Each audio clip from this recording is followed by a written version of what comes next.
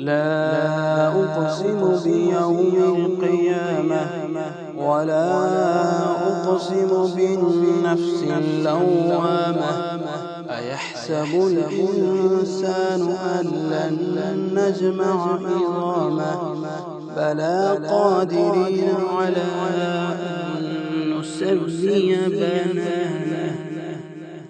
بل يريد الإنسان ليفجر أمامه يسأل أيان يوم القيامة فإذا برق البصر وخسف القمر وجمع الشمس والقمر يقول الإنسان يومئذ أين المفر كلا لا وزر إلى ربك يومئذ المستقر ينبأ الإنسان يومئذ بما قدم وأخر بل الإنسان على نفسه بصيرة ولو ألقى مآذيره لا تحرك به لسانك لتعجل به إن علينا جمعه وقرآنه فإذا قرأناه فاتبع قرآنه ثم إن علينا بيانه كلا بل تحبون العاجلة وتذرون الآخرة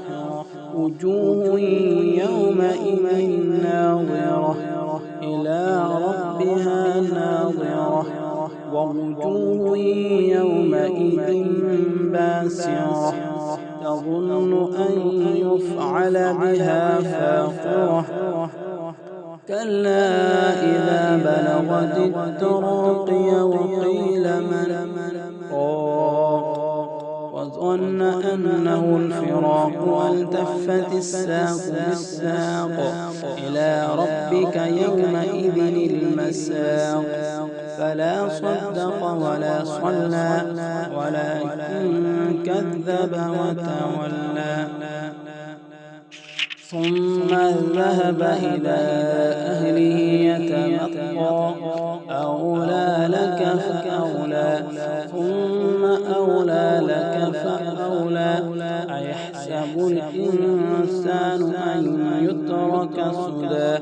ألم يك نطفة من مني يمنى ثم كان علقة فخلق فسوى فجعل منه الزوجين الذكر والأنثى أليس ذلك بقادر على